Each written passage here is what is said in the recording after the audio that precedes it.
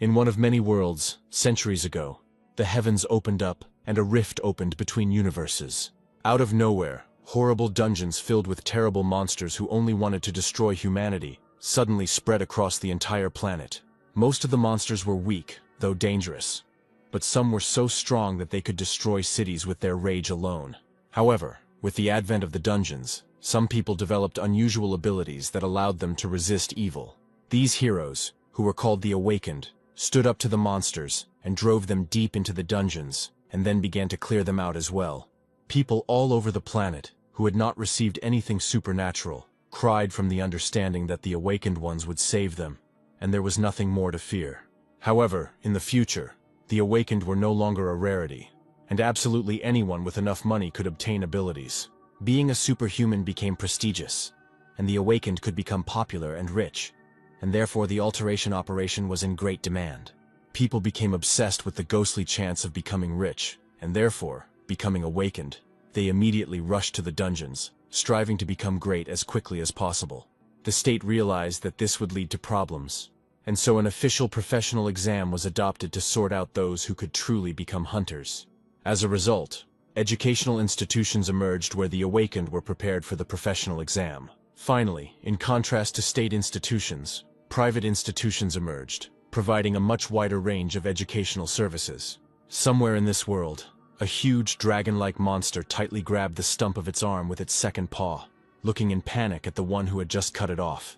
With one hand in his pocket, the awakened one stood before the dragon, armed with a shining spear whose blade was sharper than obsidian. Horrified at how a human could be so strong, the dragon looked at the kind smile of the awakened one, asking if his enemy was a simple frog. Roaring in fury, the dragon swung its own tail, preparing to finish off its insolent opponent in refusal to accept its own defeat. However, the boy easily jumped up, dodging the powerful attack and with calmness in his eyes, preparing to attack himself. The dragon tried to intercept the enemy and kill him with a powerful blow of its claws, threatening to tear the enemy to pieces. But the awakened one dodged this attack with a light and lightning-fast movement, and then swung his spear, striking the dragon right in the face with amazing power.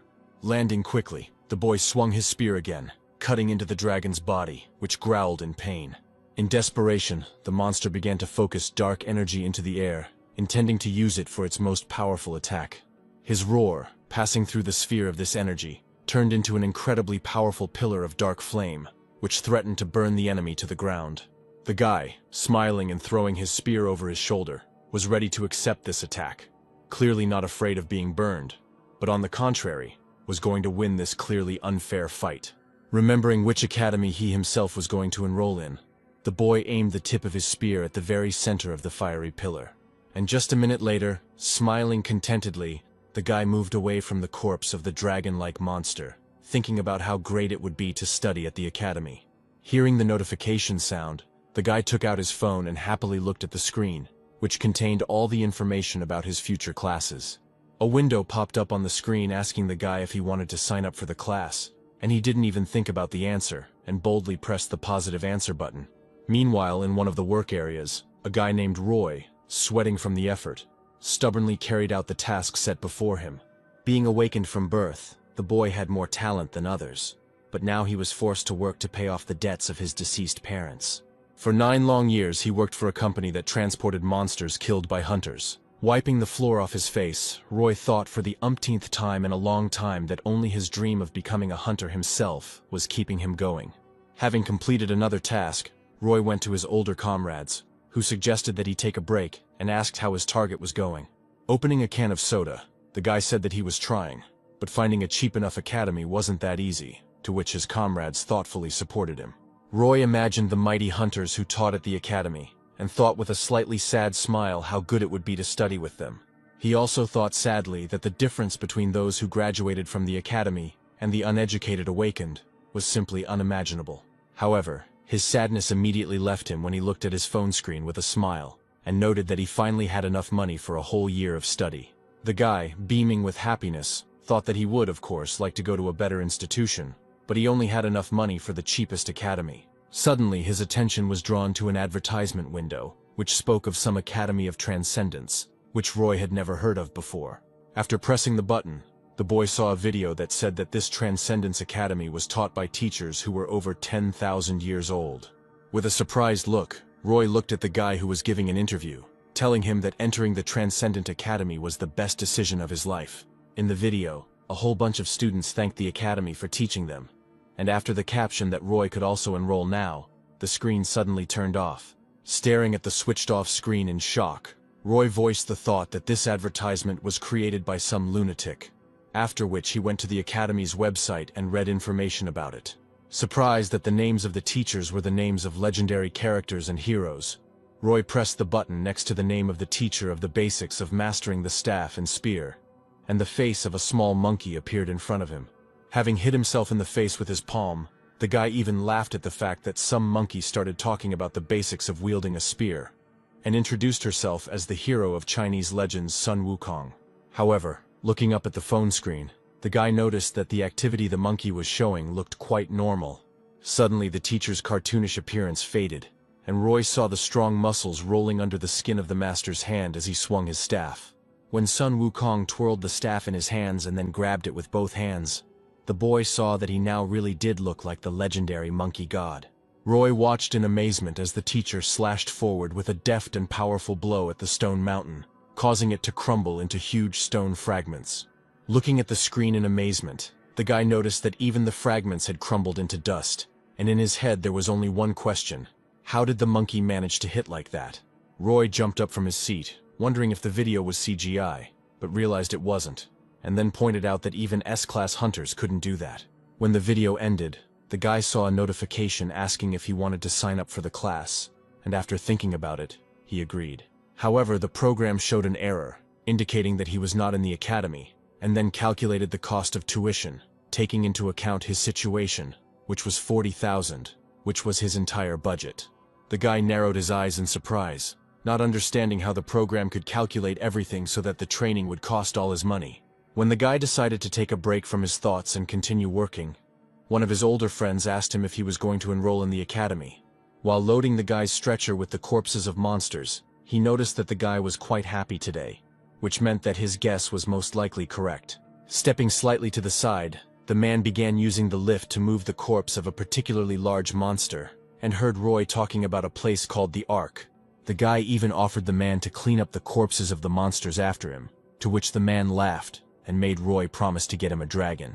The awakened one moved on, staring at the ground and thinking about the future while the lift worked above his head. But at the same moment as he found himself directly under the corpse of a huge monster, the chain holding him in the air suddenly snapped. The huge monster began to fall right on Roy, and he only managed to turn around at his comrade's shout when the body pressed him to the ground, causing him to lose consciousness. After a long period of treatment, Roy, lying in the hospital with a hunted look in his eyes, talked about everything that had happened. Doctors told him that his broken leg bone, due to its super-fast regeneration, was entangled with nerves and had become necrotic. Concerned about his reputation, the owner of the company Roy worked for refused to pay compensation, saying it was not his fault. He was told that the operation to save his leg would cost all his savings, and it had to be done quickly, so the boy had no choice. And only his older friend from work, having come to visit Roy, gave him 3,000, which was all that he had left. After the operation, the guy sat in his room with his leg in a cast, thinking about how cruelly fate had treated him. Clutching the money his friend had given him in despair, Roy thought that he had nothing left at all, and that he had wasted 9 years of hellish labor.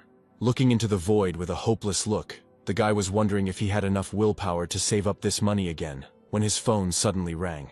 Looking at the screen and picking up the phone, the boy saw notifications of advertisements from the Academy of Transcendence, telling him about a new offer for him. After clicking the notification button, Roy saw the program start calculating his membership fee, which this time was only 3,000, which surprised the guy quite a bit. Clutching the phone in his hand, the boy began to doubt, thinking that this academy was going to take all his savings. And although this was all the money he had, Roy decided that he had nothing left to lose anyway. And so he answered yes to the question of whether he wanted to join the academy. And when he did this, the program confirmed his membership. And then the money from the envelope lying next to him suddenly began to fly into the air, which greatly surprised the guy himself. The program congratulated him on joining the academy, and then the screen turned off and glowed purple, and suddenly some strange little boy appeared from it. The guy looked in shock at the little man who greeted him, and couldn't understand how someone could get out of his phone. When the kid said that he was Roy's mentor and would help him with his studies, the boy decided that he had hit his head. And although Roy did not answer him at all, wondering if everything that was happening was a dream, the kid said that mentor is not only a position, but also a name. Standing happily on the phone screen, the kid waited for questions with a smile, looking at the guy with big eyes. Roy at this time clearly looked stunned, and therefore did not understand what the kid told him, and asked his name again, refusing to understand how a mentor could also be called mentor. Obviously enjoying the sound of this word, the baby repeated several times that he was Roy's mentor, and that his name was Mentor. The boy suddenly thought about it, and asked if the little boy was the same mentor who taught Odysseus, one of the greatest heroes of Greek mythology. The kid confirmed Roy's guess, and said that Odysseus was his first student, and after becoming a transcendent, he still sometimes contacts his former teacher. After clearing his throat, Mentor began to speak seriously, and explained that the Academy of Transcendence trains those who want to go beyond the limits of their race. Suddenly, raising his eyebrows in surprise, the guy asked directly if the Academy wasn't a place for training hunters, which surprised Mentor.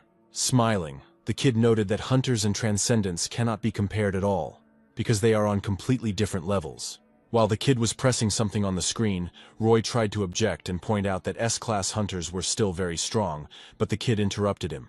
Handing the boy the phone, the kid said that the academy instructors could handle any hunter with one finger, and therefore he needed to fill out some information.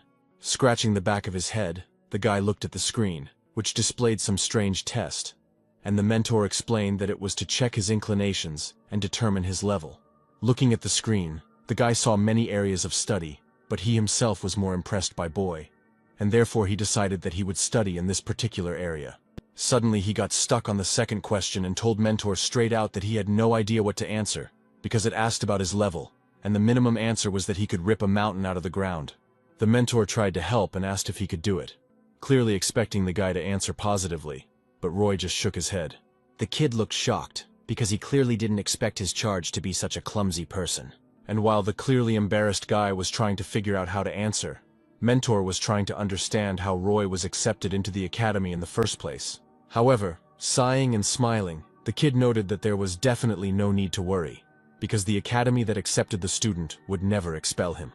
After about an hour, Roy finally finished, and he was clearly exhausted, because answering a whole 108 questions was very difficult, and Mentor boldly praised him. Having looked into the guy's phone, Mentor immediately suggested that he attend a few basic lectures later. But for now, he should look at his profile.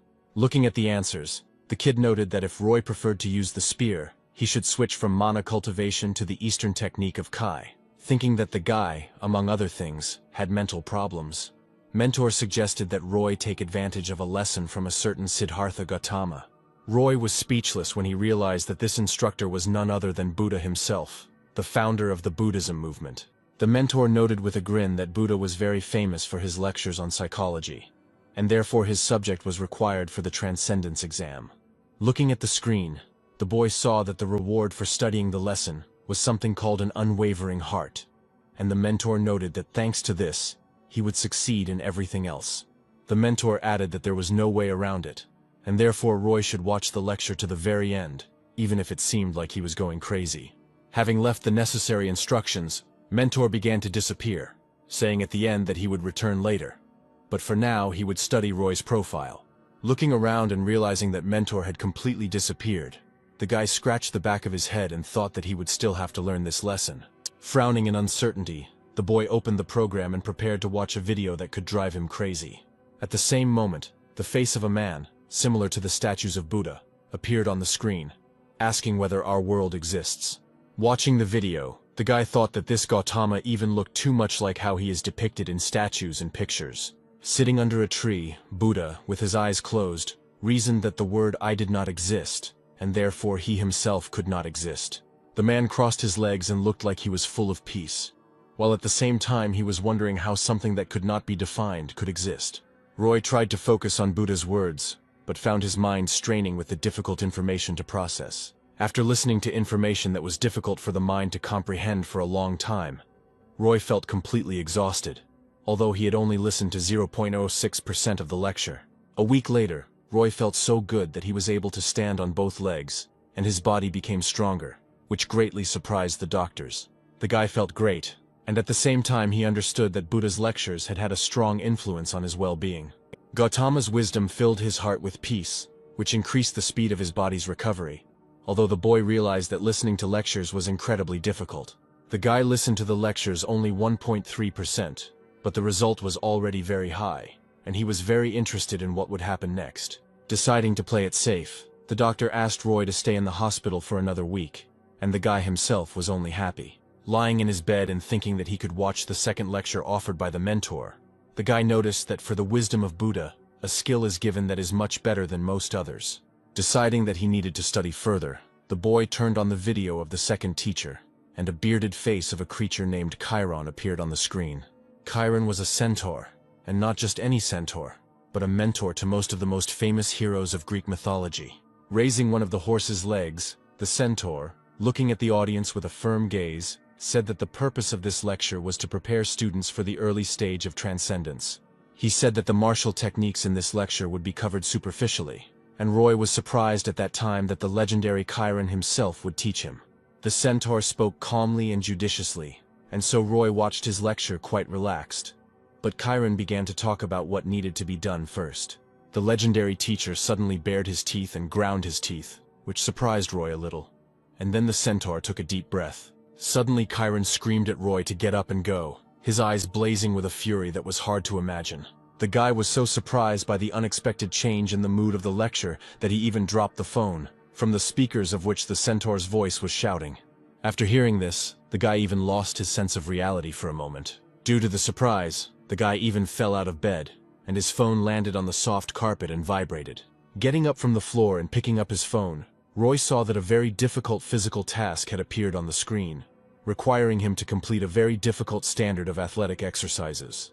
Remembering that even the doctor had told him not to overexert himself, Roy thought hard about whether it was worth carrying out the task at all now. Yawning and giving in to his own laziness, the guy decided that he would practice later, and now he would just listen to the lectures. But the program did not allow him to do this. Roy was very surprised to realize that he would not be able to listen to the lecture until he completed the task, and this did not make him happy at all. He kept pressing the button to start the lecture, but the program wouldn't let him do it, which surprised Roy, because he didn't understand how they would know about his successes. In the end, the guy bowed his head and sighed hopelessly, realizing that he definitely wouldn't be allowed to watch the lecture today. Roy closed his eyes in disappointment, and then thought that there was no point in driving himself, so it would be better not to do Chiron's tasks this week. Taking out his phone, he decided to continue watching Buddha's lectures, but noticed an inscription that he had not seen before. He saw that the lectures were only open to him for a while, and so he had to force himself to get up and go carry out Chiron's assignments. While warming up, Roy reasoned that the fact that not everything comes for free is quite logical, and therefore he will have to try to work for his money. A couple of days later, Roy noticed that progress was not always recorded after listening to Buddha's lectures, which meant he might not make it in time for the limited period. While stretching his shoulder, the guy thought that he hadn't trained for a long time, because until that moment, he didn't even see the point in training. Remembering that he had previously done physical labor, the guy decided that this was precisely why he had not trained. Roy remembered the strain of carrying the heavy corpses of the monsters, and decided that this load would be enough to keep him in shape. Doing push-ups over and over again, the guy confidently pushed off the ground, thinking that his awakening would definitely help him complete the task perfectly. Eventually, all 300 push-ups were over, and Roy stood up contentedly, looking at his phone screen to check if the task had been confirmed. However, at that very moment the guy was very surprised, because the phone screen showed that out of 300 he had only done 81 push-ups. He did another push-up and looked at the screen, but the number of exercises he had completed had not changed at all. He tried to do it again, straining his arms hard, and the number finally changed, pleasing the guy. Having risen, he looked at the screen again and froze in place, realizing what the problem was, and not at all happy. Throwing himself to the ground, the guy continued doing push-ups, this time properly, hissing through clenched teeth that he hadn't done them perfectly before. Pulling himself up with great difficulty, the boy growled that every time he did a task even a little bit incorrectly, the completed task would no longer count. Through the pain, the guy forced himself to complete the tasks perfectly, although because of this his body experienced incredible stress. Having gone outside in the morning and worked out all day, the guy finished his run in the evening, which is why his whole body ached with pain. Trying to ignore the disapproving whispers of those around him, Roy collapsed exhausted on the ground. Not understanding when he should listen to lectures, the guy nevertheless forced himself to train every day until exhaustion. And after 2 days, people began to notice his progress. Dressed in a tracksuit once again, Roy headed off to training, meeting a nice grandmother along the way, and deciding to exchange a few words with her. While the grandmother was bragging that she herself worked tirelessly, the boy listened to her with a smile, noticing the TV with the news. After talking with his grandmother, Roy looked up, looked at the TV screen, and heard about the appearance of a 4th-level giant. The guy chuckled and learned that the giant was in hibernation and could now pose a danger. It turned out that he was considered a corpse and dragged to the center of the city. And by pure chance, there was a strong awakened nearby who dealt with the monster. It turned out that the grandmother also paid attention to the news, and now noted that she was glad that the hunters could save them. Suddenly, the grandmother remembered that Roy himself was an awakened one, and asked the boy if she remembered everything correctly. Having confirmed his grandmother's thoughts, the guy suddenly saw her smile and heard that she would like to see him on TV one day, after which she shook his hand. And although he was tempted by this, the guy couldn't help but admit that he would hardly ever be shown on the news, because he was not a professional hunter. Suddenly, a sullen man turned to them, also watching the news and hearing every detail of their friendly conversation. The man noted, not without malice, that times had changed, and it was incredibly difficult to become a hunter now, surprising his grandmother, who had completely failed to keep up with modern trends. Looking at Roy with displeasure, the man noted that he would hardly ever become a hunter, even if he was awakened. The man grinned sarcastically and said that he wasn't even a member of the academy, and therefore his training was absolutely in vain, and it would be better to give up. Roy thought gloomily of all the years of work he had put into becoming a professional hunter someday. Anger at the harmful man flashed in his eyes, and he was about to tell him everything he thought about him, but he didn't have time. Without giving the boy a chance to say a word, the grandmother pounced on the man with reproaches, indignant at how dare he say such nasty things to such a sweet young man. The guy angrily clenched his fists and quietly noted that this was his life, which meant he would live it only the way he wanted, to which the man angrily jumped up from his seat. He tried to put Roy in his place, saying that he had lived a long life and knew what was right. But the guy interrupted him and insisted that he should continue living his life and leave the guy alone. The impudent man suddenly lost his power of speech and looked at the angry Roy in bewilderment, thinking that he had probably gone too far. But as soon as the boy turned around and walked away, the man shouted that Roy didn't dare talk to his elders like that, while the grandmother scolded the rude old man. Roy, meanwhile, moved away, determined to move on along his life's path, not listening to those who knew nothing about him. Looking ahead gloomily, the boy thought that he would definitely become a hunter, because in just a week he had felt the incredible effect of training at the Transcendent Academy. Running kilometer after kilometer, straining every muscle in his body, the guy steadfastly moved forward, keeping in mind the thought that he would definitely reach his goal. At the same time, somewhere else, the girl who was the awakened one sighed sullenly, noting that she was very tired of being a hunter. She stood right in front of the monster that was rushing at her in a furious attack, placing her hand on the hilt of her sword and wondering why the academy she was studying at even existed. With a slight movement of her hands, the girl snatched the blade from its sheath and attacked the monster, cutting it in half without much difficulty and not stopping to calmly reason. Standing on top of the pile of bodies of lion-like monsters, the girl put her hand on her hip and whined discontentedly, noting that the life of a hunter was incredibly boring. Finally, after 2 long weeks, the guy returned to his house, and the first thing he did was collapse into his bed, happy that he was finally home. Pressing his face into the bed, the boy noted that he had been terribly homesick during all the time he had been in the hospital and devoting himself to studying. Suddenly, Roy felt sad and thought about how exactly he had spent his time these past 2 weeks, and also how soon he would finally reach his goal. Relaxing his muscles, the boy remembered that the hunter's exam would be in a year, which meant that he had limited time to prepare, although there was a lot of it. With a heavy sigh and an equally heavy look around the apartment, the guy realized that he had absolutely no means of subsistence for this time. Having decided to distract himself from sad thoughts, the guy took out his phone and looked at the screen, remembering that he had just recently completed another task. For the first time in a long time, Roy was able to take a break from the difficult tasks and watch another lecture from Kyron, who seemed to be waiting for his new student.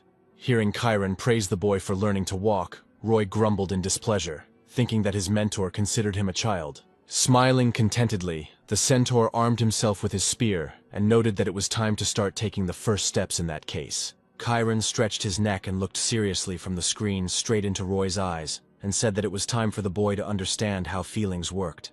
The next day, having completed 5.7% of the lecture, Roy made it to his desk where his boss scolded him for taking too long a break. Roy cast a disgruntled glance at his departing boss and noted that, although he had not paid compensation, the man clearly felt a little guilty. Sitting in the pose of a thinker in the restroom, Roy thought about how he would manage to combine work and study. Straining all his brain, the guy tried to figure out how to get out of the situation, because if he didn't complete the tasks, he wouldn't be able to listen to Chiron's lectures. After thinking about it, the guy couldn't even remember what Chiron had said in the last lecture. But he definitely remembered something about feelings when his older friend entered the room. Roy began to remember Chiron giving basic information about the 5 basic human senses as the man approached the boy from behind. Chiron explained that first a person perceives a stimulus, then recognizes it, and then draws conclusions. But this takes too long, and therefore he will teach Roy new skills. Looking sternly into the guy's eyes, Chiron tells a story about something that is different from these 5 senses, although it is a continuation of them, and that is hidden inside every person. Roy remembered that the centaur had told him about the 6th sense, which turned out to be intuition, and which would help a person overcome his basic capabilities. The man who came up from behind tried to butt his friend in the shoulder with his hand in a friendly manner, and back up the gesture with a good joke. But Roy, unexpectedly even for himself, dodged. Roy rose from his seat, and his older comrade asked in amazement if his young friend had grown eyes in the back of his head. With the situation forgotten in the friendly atmosphere, the friends returned to work, and the man frowned when Roy asked to load him with more. Roy, who had been training for a long time, asked his friend not to worry and to boldly give him even more weight, although the man was afraid that the recently sick guy would suddenly overexert himself. Surprised by his own new strength, the guy walked boldly across the work area, effortlessly carrying 200 kilograms of meat on his back. And his older comrade looked after the boy in amazement, not understanding how the recently sick young man had suddenly become so strong. But I had to admit that the guy was okay, which meant there was no need to worry about him, until the shift supervisor shouted to everyone, announcing a break. Moving forward calmly with a large weight, the boy looked at his hands and felt that even with such a burden, his body was filled with strength, which was surprising. Having heard about the announcement of a break, the guy decided to at least complete the daily task, because after the shift he definitely wouldn't have time. After sitting down once, the guy took out his phone and looked at the screen, wanting to see if he was doing everything right. Having turned on the program, the guy even opened his eyes in surprise when he looked at the statistics of the task completion.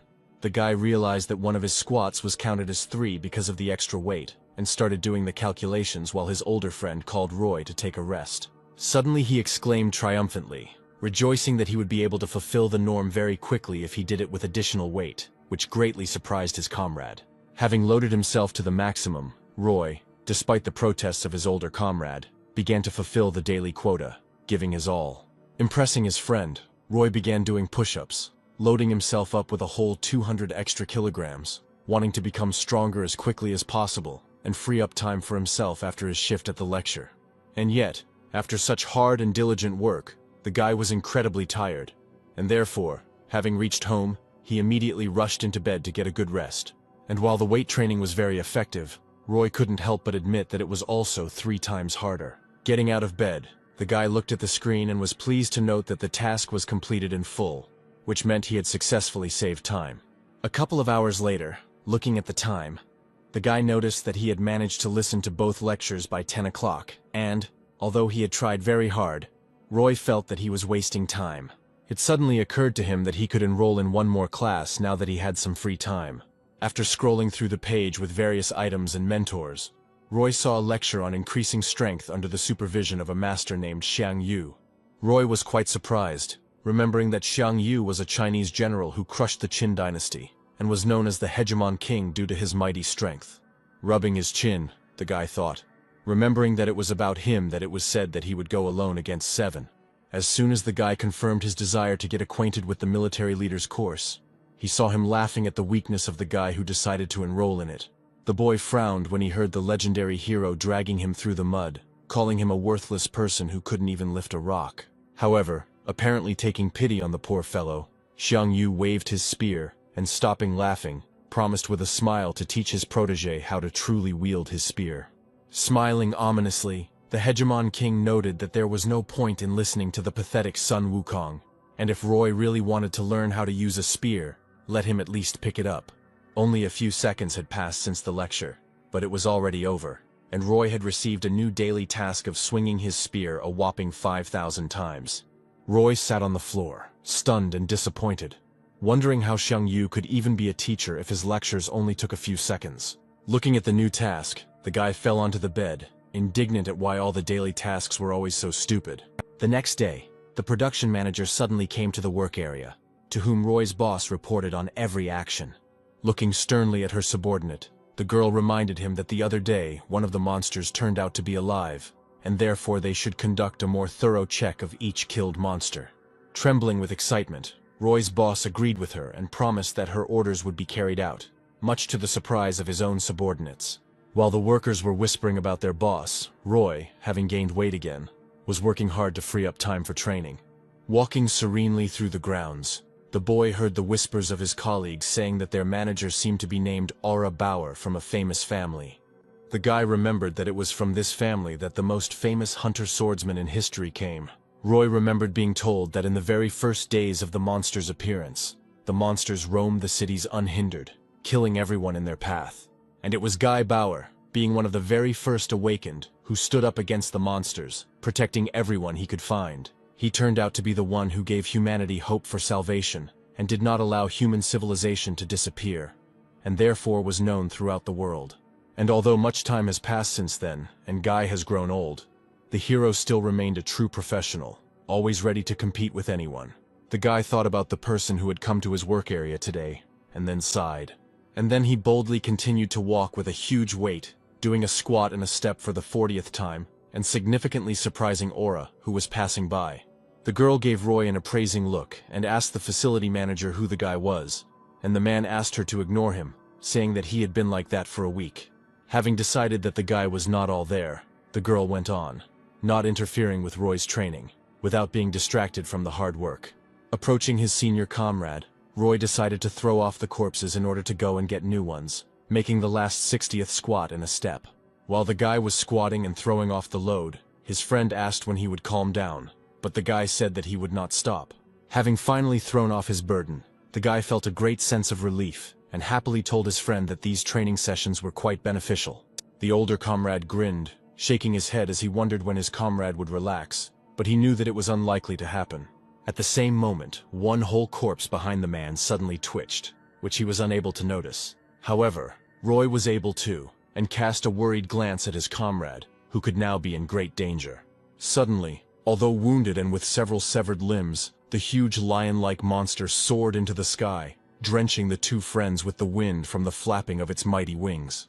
With its mouth wide open and a terrifying roar, the monster rushed at the man standing nearby, intending to tear him to pieces. Seeing this, Roy screamed his friend's name in panic, trying to warn him of the danger. Meanwhile, Aura Bauer was finally able to relax a little and sighed, catching her breath after a long inspection of her facility. Leaning her back against the vertical beam, the girl indignantly noted that this facility manager was too clingy and had completely gotten on her nerves. Looking gloomily at the object, the girl thought about how much longer she would have to endure this work, while one of the workers glanced at her from the side. Suddenly, the girl heard the much-hated nickname of the great swordsman's granddaughter from the lips of the whispering workers near her. The girl closed her eyes indignantly and listened to the workers discussing her person with unpleasant meticulousness, thinking that she couldn't hear. They allowed themselves to make an unpleasant comment that the girl looked weak for the granddaughter of a legendary swordsman, and the girl sighed, trying to control herself. Although Aura had trained since childhood, trying to keep up with her grandfather's fame, she could never reach his greatness, which became an incredible burden for the girl. And although the girl studied hard and then worked as a hunter, she could not get the thought out of her head about how much she wanted to become a teacher. And although it was her life, and Aura had the right to dream and make her dreams come true, her grandfather didn't want to listen, forcing her to follow her own path. The girl was still able to compromise with Guy, and with his help founded a hunter academy. But even there she remained only the granddaughter of the great swordsman. People thought that the great swordsman guy would teach them. But when they found out that the teacher would only be his granddaughter, they grumbled with discontent, thinking that they had been deceived. And although at first there were indeed many people who wanted to study, they all wanted to see only Guy Bauer as a teacher. But not finding what they wanted, everyone left, and the girls' academy lost the entire flow of students that it had at the beginning. Realizing that she was absolutely of no use to anyone, the girl despaired and doubted her dream. As she walked through the work area, the girl remembered how much she had always wanted to teach, and how easily she had been deprived of the opportunity to do so. She sighed hopelessly, and thought that she was just one gifted student away from realizing her dream and reviving the academy. But as she was speaking, one of the workers suddenly ran forward and fell to his knees, screaming in panic for everyone to run away and save themselves. The girl's eyes widened in shock when she heard from the worker that one of the monsters was alive and was now threatening people. At this time, the monster had already managed to knock down Roy's older friend and was growling, standing over him, while the guy was trying to figure out what to do. Gritting his teeth from adrenaline, the guy tried to understand how the monster could be alive, since he himself was dragging its corpse. The boy's friend suddenly screamed, demanding that Roy run as fast as he could and leave him. And although the guy understood that he needed to run away from danger, he was absolutely sure that in that case, his comrade would be killed, and therefore, he could not move from the spot. The guy opened his eyes wide, trying to pull himself together, but the understanding of the danger of the situation paralyzed his entire body. Looking at the monster, the guy reasoned, realizing that without magic he would hardly be able to defeat such a strong, albeit wounded monster. He remembered that Aura Bauer should be somewhere nearby, and she would definitely be able to kill the monster. And although the hope for her help flashed in his mind, the spark immediately went out when he realized that by the time she got there, his friend would already be killed. Paralyzed with fear, Roy watched as the monster walked around the lying man, and tried to think of some way out of the situation. While he was gathering his mind into one whole, the monster, opening its mouth, rushed at the defenseless man, intending to bite him. Roy, without expecting it from himself, suddenly grabbed an iron rod from the ground and waved his hand, preparing to rush forward. And just a moment later, raising the rod, throwing fear out of his head and listening to the rage seething in his mind, the guy rushed into the attack, intending to protect his comrade. Running closer, he swung his improvised weapon, forcing the monster to take a step back from its defenseless prey. The man tried to say something, but Roy interrupted him and demanded that he run while he could hold off the monster. The brave comrade said that he would not dare to abandon his friend. But Roy cried out that in that case they would both die, and therefore he had better run away before it was too late. Gripping the rod tighter, the guy clenched his teeth and cast a furious glance at the enemy, wondering how he could now save himself. Looking into the monster's eyes full of anger, the boy thought only about whether he would be able to hold out long enough until the hunters came. Feeling a real animal horror, the guy began to concentrate, forcing his mind to remain calm. Suddenly the boy heard the velvety voice of Buddha, dispelling his fear and convincing Roy that he was the universe. Roy felt surprisingly calm and relaxed, and it was as if a flow of energy surrounded him, permeating everything around him. And while the guy was focusing, the monster growled gutturally, getting ready to have a good feast on its rival. The boy breathed deeply, imagining Buddha himself standing behind him, supporting Roy and helping him merge with the world around him. Buddha told him to put aside his emotions, and at that very moment, the monster, pushing off with its powerful hind legs, rushed forward, intending to close its jaws on the boy's neck. In turn, Roy calmly twirled the rod in his hand and, closing his eyes, breathed deeply, calming his mind. Without expecting it from himself, the boy calmed his emotions and allowed his body to move, rushing forward to intercept the monster's attack. The monster, with a look full of fury, threw back its paw, preparing to tear the enemy apart, and Roy, calmly raising his head, grabbed the iron rod more tightly. Suddenly the guy heard Chiron's voice right next to his ear, as if the centaur was standing behind the guy, urging the guy not to think, but to move, because thinking can slow him down. Trusting his instincts, the boy tilted his head back, effortlessly dodging the deadly attack. Just as easily, the boy let his body move further and jumped, turning in the air and tearing the distance between himself and the monster. Realizing that the enemy was unexpectedly fast, the monster tried to swing its tail to reach the enemy. Not allowing himself to think for more than a second, the boy planted the pole on the ground and deftly dodged the tail attack, suddenly even for himself finding himself in the air. The monster suddenly shook its head, trying to understand where its enemy, who was moving surprisingly quickly, had gone so unexpectedly.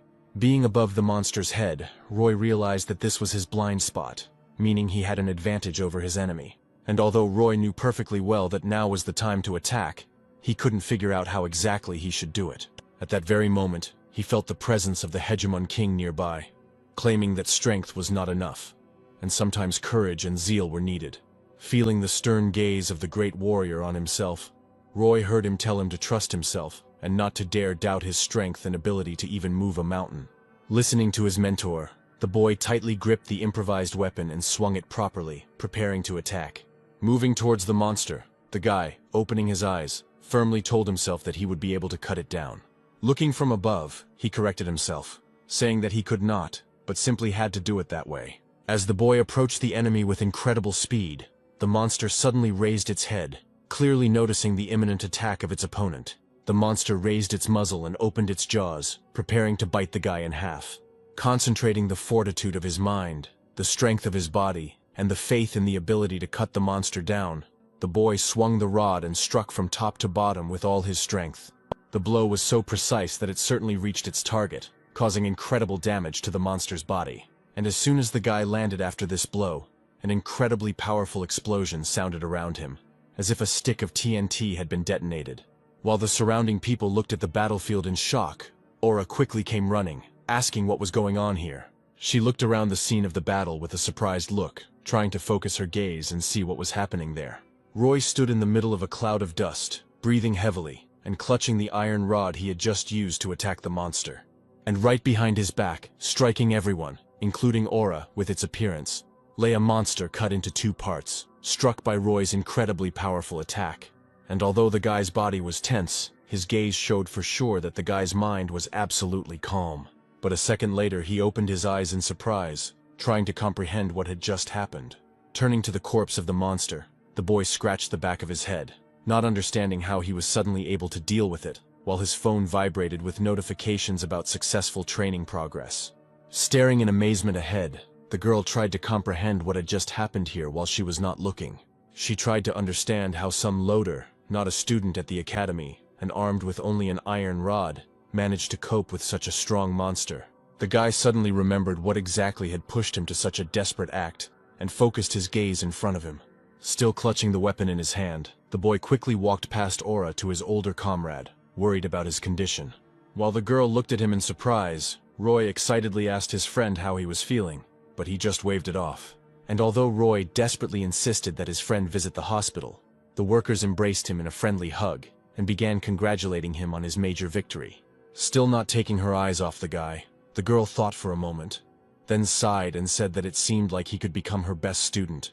When the shift ended, the boss made the workers promise to keep quiet about what happened, and Roy convinced his friend to visit the hospital, intending to get home as quickly as possible. Walking towards the house, the guy took out his phone and looked at the screen, raising his eyebrows in surprise. Seeing that the progress of all 3 lectures had increased, the boy thoughtfully noted that this was probably because he had used the knowledge and defeated the monster. The guy realized that practice would help him increase his learning progress and absorb all the information as best as possible, but a couple of problems still remained. Roy grumbled out loud that he needed a license to practice, and the Academy of Transcendence wouldn't give him one, which meant he had to save up for training again. Suddenly he heard Aura's ringing voice calling out to him from behind him. The girl stepped forward and asked the guy to pay attention to her, and he remembered who she was. The guy shrugged his shoulders, agreed, and asked what she wanted, and the girl spoke seriously, suggesting that they get straight to the point. Taking a step forward, she seriously asked if Roy would like to meet her grandfather, the great swordsman. The guy didn't even think about it and shrugged his shoulders again, indifferently noting that he wasn't interested in it at all. The girl had already agreed to introduce them, but after a couple of seconds the meaning of his words reached her, and she opened her eyes in shock, watching as the guy walked away. The girl introduced herself properly and laid out her real proposal to the guy, wanting Roy to join her academy. However, Roy, after some reflection, sternly noted that there was not a single student in her academy, and therefore it was an academy only on paper. The girl looked at the guy in shock as he was about to leave and tried to convince him that they had everything they needed to train him, although the guy was not interested. In the end, the girl even compromised her principles and offered to persuade her grandfather to teach him. However, Roy, again indifferently shrugging his shoulders, again told the girl that he was not at all interested in meeting the great swordsman. The girl tried to think of at least one way to detain the guy and convince him to go with her, and therefore reminded him that he would also have to pass a written exam. Roy shook his head at this too. Then the girl said that he could go into battle against monsters right now, but he had no right to do so without a license. Roy sternly pointed out that her makeshift academy would not be able to give him a license, but the girl desperately exclaimed that she actually had the right to issue licenses. Hearing these words, the guy slowed down and clicked his tongue, clearly thinking about whether he should agree. Seeing that she had almost convinced Roy, the girl continued speaking, realizing that she simply had no right to let him go now. She offered her last argument, saying that she would not take a penny from the guy, and upon hearing this, the guy finally stopped and thought. Finally, the boy gave in and, sighing, turned to the girl, asking if she wanted him to simply join her academy. He was still interested in why Aura was offering so much for free, and she responded by saying that he would need to participate in the competition on behalf of the academy.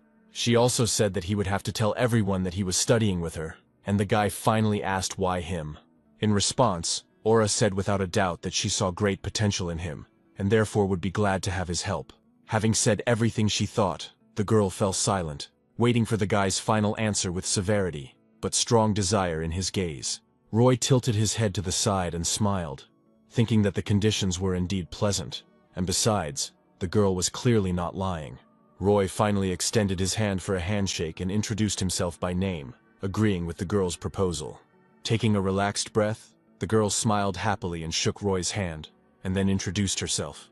The next morning, when Roy was already on the street, his phone suddenly rang, and the guy picked up the receiver and pressed the phone to his ear. The senior comrade on the other side of the call asked in surprise what he had done to get their boss fired, and Roy remembered how he had sarcastically asked Aura about it yesterday. He told his friend that his boss probably quit out of shame for what happened yesterday, and then changed the subject, telling him that he had finally gotten into the Hunter's Academy, which was where he had come. The first thing Aura did when she met the guy was give him his new hunting license, which will allow him to speed up his progress several times. And although the guy actually doubted that the girl would fulfill her promises, now he thanked her, a little surprised. Clutching his hunting license in his hand, the boy was happy that he had finally set foot on the path to fulfilling his dream, and asked how he could go on raids. And although Roy expected Aura to tell him everything, she suddenly turned away and said with a smile that there was no need for that, and then led the confused guy along with her. She brought him to the armory and gave him a choice of basic weapons that her students could use. She offered him a choice and said that after that they would go hunting together, and then she smiled slyly, making it clear that she would definitely help with everything. The girl also said that she had already signed a contract for him to travel to the dungeon that day, hoping that Roy would not mind. After just a couple of hours, Roy was boldly and without any particular difficulties moving through the dungeon, easily dealing with weak monsters. Once again waving his weapon, the guy asked why the girl had followed him at all if she had promised not to interfere, and Aura smiled slyly, confirming that she had not intended to. The girl noted that he was her student, which meant she couldn't leave him unattended, and told him to consider it personal training, causing Roy to smile.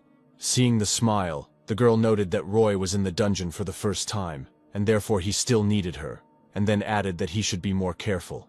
Throwing the spear onto his shoulder, the guy noticed, not without pleasure, that his blows were perfectly piercing the armor of the small monsters. The girl was quite surprised by this, because she thought that attacks not imbued with mana should simply bounce off their armor. But for some reason Roy was able to attack them.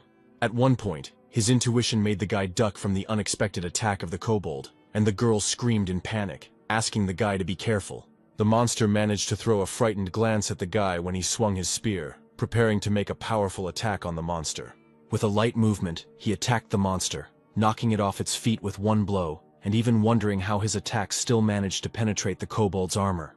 After defeating another monster, the guy looked at the phone screen and, not without a smile, noted that the progress of studying the lectures was slowly growing, and Aura was quite surprised by his behavior. Thinking that the guy would need to be covered while he looked at his phone, Aura placed her hand on the hilt of her blade. Roy smiled at her contentedly, because in this dungeon, by killing monsters, he became stronger, and he could also earn money, and therefore he suggested that she speed up. Smiling contentedly, the boy rushed forward through the cave, intending to confront several monsters at once for greater progress. The whole time they spent in the dungeon, the girl felt that he was somehow strange, because even after returning, he hardly looked away from his phone. Glancing at the screen at one point, the girl saw that the guy was staring at the blank screen non-stop and asked Roy about it, which surprised him greatly. Looking at the guy sitting on the floor and looking at the blank screen, zealously commenting on something, the girl thought that it was in vain that she invited a madman to her academy. But she couldn't help but admit that he was clearly handling the kobolds not like a novice, but like a real professional, although he had only just received his license. And in the end, he also asked her to help him drag the corpses of the killed monsters to the city so that he could sell them and get money, without stopping to do a squat in a step. And although Aura understood that she would soon need to introduce the student to her grandfather, she couldn't help but admit that his oddities were driving her crazy. Looking at his oddities, the girl sighed heavily, and seriously wondered whether she had made the right choice. The next day after the trip to the dungeon, the guy smiled contentedly, looking at the account that had been replenished after selling the corpses of the kobolds. And although he had to drag and cut up the corpses himself, which greatly surprised Aura, the guy was pleased with the effort and the cost of such work. The only thing that upset him was the fact that he did not have time to listen to the lectures, because he spent so much time on these classes. The boy scratched his chin and wondered if he should call his older friend to help him with this matter. And although he could earn money from hunting and make progress in lectures, he still went rather slowly, which disappointed Roy a little. The boy remembered how strong the aura was that great sage Sun Wukong emitted, and wondered if he could become as strong as quickly as possible. Suddenly the guy was surprised by his own thoughts, because he suddenly remembered that he had not listened to Sun Wukong's lectures at all, which was a big omission. He remembered that unlike other lectures, Sun Wukong's subject cost money, so Roy didn't even look at it. But now he has enough money for it. Roy was already thinking about paying, but with raised eyebrows in surprise, he realized that the lecture cost several dozen times more than he thought. Realizing how much it was, and that he wouldn't be able to earn that much even in a year, the guy sadly sank to the ground and sighed. Joylessly raising the phone to his face, Roy hopelessly noted that he wouldn't have time now anyway, which meant he would buy Sun Wukong's lectures some other time. Having closed the tab with dissatisfaction, the guy decided to study other items in the program to see if he could buy anything else there besides lectures. The guy was quite surprised when he realized that his guess was correct, because the program had a tab with equipment made by the Academy's students. The guy saw ads for the sale of items such as the Shield of Aegis or the Spear of Longinus from Myths, which were legendary items. Realizing that these items were clearly legendary, the guy was also surprised that for some reason they were called training items. Looking at this tab with curiosity, the boy realized that these items were also made by students, which meant those who had already become transcendents. Thinking that he would at least have enough money for a weapon, the guy began to scroll more actively, intending to buy something useful for himself. The next day, when Aura arrived at the academy, she found Roy already training. She noticed that for some reason he was moving even more actively than usual, and, noting this out loud, asked what had happened that he had become so energetic. It turned out that although Roy had expected the price for the replica Spear of Longinus to be incredibly high, he clearly didn't think it would cost a whole 100 million, and so he was furious. Roy realized that once again it all came down to money, and he sniffed sadly, wondering if he would ever be able to save up for Sun Wukong's lecture. Seeing that the guy looked very upset, the girl smiled encouragingly and asked him if he could spare her a minute. When he turned around, the girl told Roy that the academy tournament would be held very soon. And although the guy had heard about this before, he didn't know the details, and so he asked Aura to tell him more, which she did. Handing him a paper with the regulations and rules for the tournament, Aura also noted that the level of the academy was assessed at such a tournament. She said that their academy is currently at the lowest level, level 4. But if he shows success in the tournament, he will be able to raise their level and get more awards. Raising her index finger, she also mentioned that the state supports higher-level academies more readily, which means he will be able to earn more money. The guy was about to express a guess about why she was telling him this, but Aura interrupted him, and smiling slyly, confirmed his unspoken assumption. Smiling contentedly, she said that she wanted Roy to represent their academy in the upcoming tournament so that they could increase their level.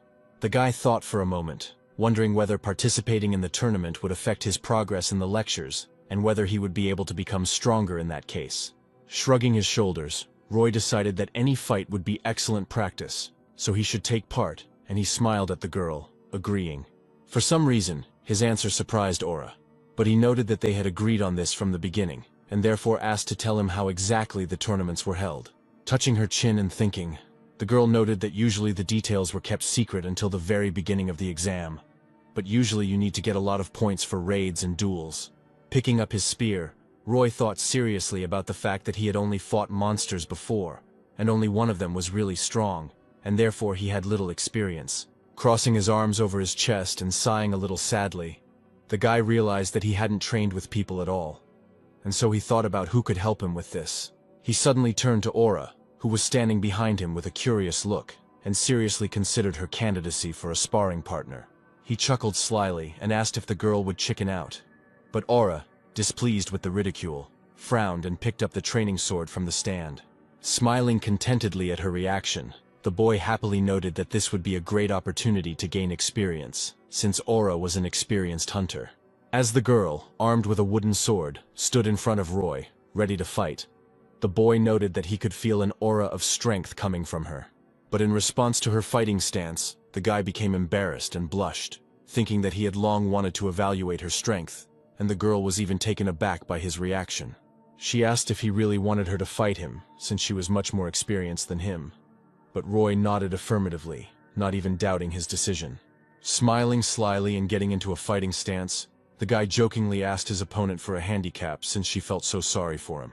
Not taking the student's antics too seriously, the girl casually raised her sword and, sighing, suggested that Roy attack when he was ready. Surprisingly, he moved towards her quite quickly, intending to attack with a spear and saying that such an offer could not be refused. And although he moved briskly, Aura sighed a little upset, because she saw his every move, and his determination even upset her a little. With one smooth but strong movement, the girl intercepted the guy's attack and lashed out at the shaft of his spear, deflecting the attack to the side. Allowing the boy to get back into a fighting stance, the girl gave him the opportunity to attack, but his movements, although fast, were careless, and she easily dodged. Remembering how he moved in the dungeon, the girl was surprised that the guy was so careless in the fight with her, and therefore again doubted his potential. Sighing sadly during the training fight, she thought to herself that the guy was still an uncouth newbie. She didn't understand where the guy suddenly got the confidence that he could handle her, and so she wanted to show him the difference between them by crushing him with one powerful blow. And although the girl used a fairly strong attack and put a lot of her speed into it, she couldn't help but be surprised by what happened next. She watched in shock as her sword slammed into the shaft of Roy's spear, who used all of his reflexes to defend himself from the powerful attack. She looked at the boy's face to see how he felt about this action, but saw that he was all tense, trying to hold back her powerful attack. Realizing that she had unknowingly put her magic into the attack, the girl was even more surprised, asking herself how Roy had managed to reflect such a blow. She tried to understand this, but Roy did not let her be distracted for too long and swung his spear, intending to hit the girl in the face with the shaft, but she managed to defend herself. With a swing of her wooden blade, the girl pushed the guy's weapon away, and he slid to the side, trying to stay standing on both of his feet. Having managed to break the distance, the girl straightened up, trying to understand what was wrong with this guy if he, being an absolute newbie, managed to surprise her. Scratching his nose with his fist, the boy noted out loud with a smile that he was also going to fight her seriously since she was using such powerful attacks. Wiping the bruise on his lip, the guy rushed forward to attack, intending to continue the sparring that was so interesting to him. Aura noted, not without surprise, that his movements had become much clearer and more precise, and therefore she began to dodge and defend herself much more often. Re-intercepting his spear for another maneuver, the guy assessed the girl's defense, and she, looking into his eyes, saw cold calculation in them. In turn, Roy, fighting with the girl, heard the voice of one of his teachers, who helped him so much in battles. The boy heard Xiang Yu scolding him for his bad movements, and recommending that he make more cunning attacks, and his attacks became much more precise. By swinging his spear, the boy began to feel both his opponent and the feeling of the battle itself much better. And all thanks to the Hegemon King. Xiang Yu spoke irritably as if right next to the boy's ear, irritably noting that any obvious attacks from Roy would be followed by obvious blocks. Roy listened to every hint from his ghostly mentor and fought persistently, forcing Aura to block his very strong blows. Xiang Yu insisted that Roy make lunge after lunge, forcing his opponent to defend until he could get a chance to attack in earnest. At one point, Aura lost her balance under the pressure of a particularly strong attack and began to fall on her back, and Roy, in turn, seized this moment and rushed forward.